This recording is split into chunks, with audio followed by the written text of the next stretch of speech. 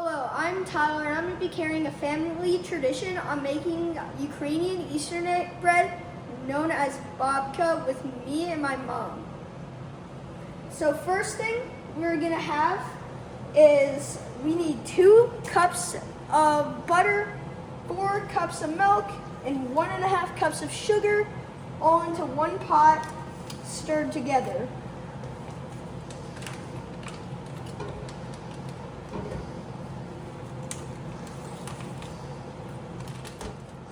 As we combine these, we're going to have to bring it to an almost boil and then turn it off.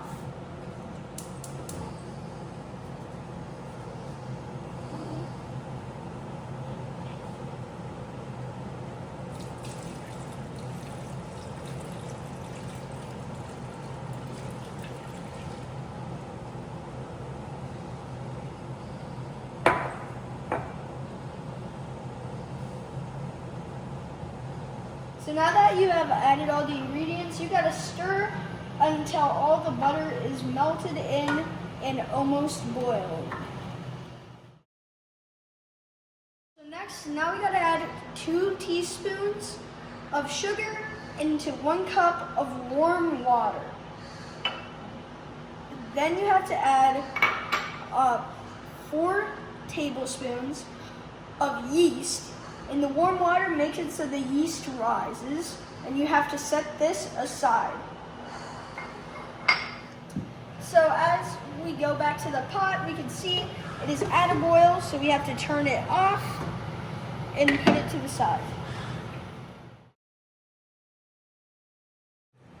So now that we have removed it off the heat, we need to add a cup of cold water. You can even add ice cubes. We need it to turn into room temperature by the next step. So now we have to go and get another bowl.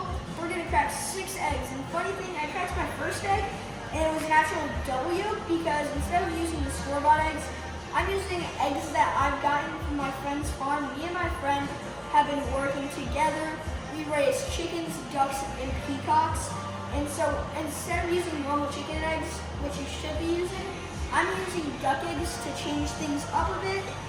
And then after we crack 6 eggs, we gotta add some turmeric. How much? We have to add 1 teaspoon of turmeric onto it to make the bread brighter. And then beat the eggs, right? And then beat the eggs. So we have to transfer our butter mixture that is warm into our stand mixer.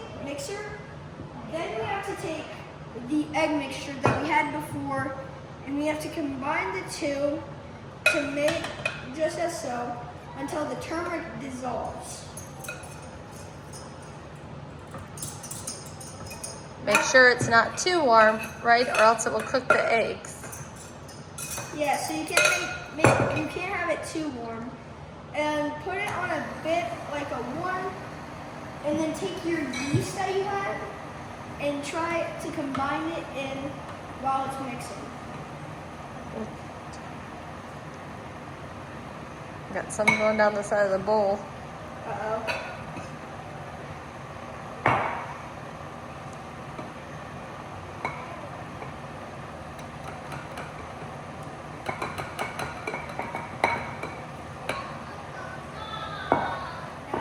You have all 6 eggs cracked, you need to add the turmeric and mix very well because this is actually going to be a big part of the bread.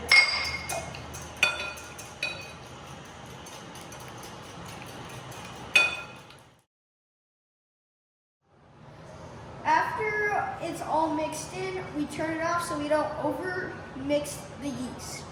Now grab a bowl and you want to put 8 cups of flour into here to start. And you have to add salt in and have to mix it. So now that you have to pour in 8 cups of flour and add 4 teaspoons of salt into the bowl and mix until salt is all gone. Now that we have the flour mixed with the salt, we have to pour this into the mixture we have before in our stand mixer, and make sure that this isn't too much to overfill yours. Or else, if you don't have enough room, lift it up, put it on one, mix it so then you have more room, put it back down and add the rest. And here's one thing. We're not only going to be adding the 8 cups of flour that's in here, but we're going to have to add 8 more, not at once, but 1 cup at a time. So if you have a trouble like spilling like I did, you need to put on the guards, because if you spill too much, then your bread won't become complete. But so now that it's all mixed in, you have to add 8 more cups, but you might want to make sure it's individually, so you don't make it all at once so it doesn't spill everywhere. We forgot the raisins, and so we're gonna have to add them now. Hopefully the mixture allows it to be mixed in. How much raisins? We need 2 cups of raisins to make sure that there is a raisin in parts of the bread, so it's just not all in one clump. Just added 2 more cups, 4 cups in total of raisins. As you're spinning the flour, it could transfer to the bread hook, and if it gets too high, you have to turn it off and transfer it to a bowl. So whenever I need it, first you gotta take it out, of course. But when I need it, I usually need it on the counter. You can eat it in the bowl. But what I do is I pour it on a counter on a thin sheet of just pure flour.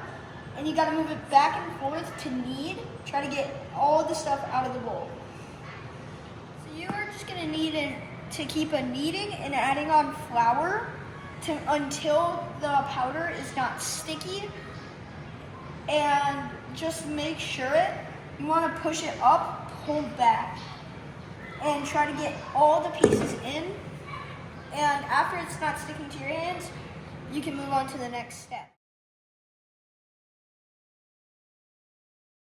So then you keep kneading it. This is the dirty but hard part as well. So Tyler turned it over to me. And so you keep kneading it, keep adding flour until the dough is essentially not sticking to your hands or to the counter. Once you're done to that point, you can put it in punch it down, put it in a greased bowl, cover it with the tea cloth, and proof it. Proofing is letting it rise. So you can put it in an oven to proof or near a heater vent. We're lucky enough to have an oven that can proof it. So that's what we're gonna do. We're gonna put this in a bowl, cover it, and proof it till it doubles in size. After my mom separated it and put it into the pans, now we actually have to make crosses. I've never actually met my great-grandma, but I know that she used to do it where she used to put the crosses in on the top, and I want to keep the tradition going that way. So you want to put a cross on each one. And then after the crosses go on, we let it rise again. We proof it again till it doubles in size. After it doubled in size from proofing, we need to take it out and punch it back down. And then the bread makes about 6 of these round pans. These were my grandma's. Some of these were originally my grandma's pans, and you need to grease them. Tyler spent a good amount of time using butter to really, really grease them. Traditionally, you can use pans like this, or some Ukrainians use coffee cans, but then what you'll do is slice the bread dough into 6 equal parts, or not, because this one's a little smaller part, to fill about halfway of the pan. So we'll do that now. We'll come back and show you as Tyler makes the crosses for the top too.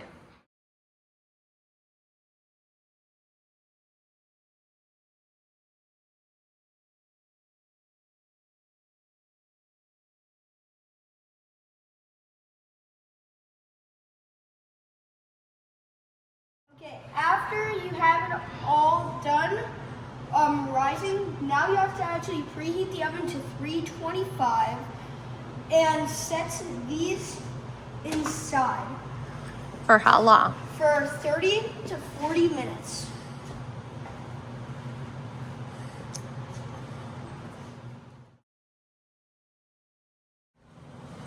Okay, so after 30 to 40 minutes, to tell if it's done, you knock on the bottom, it will make a hollow sound. Shortly before it's done, this is very close, you take it and you apply a white egg wash on it.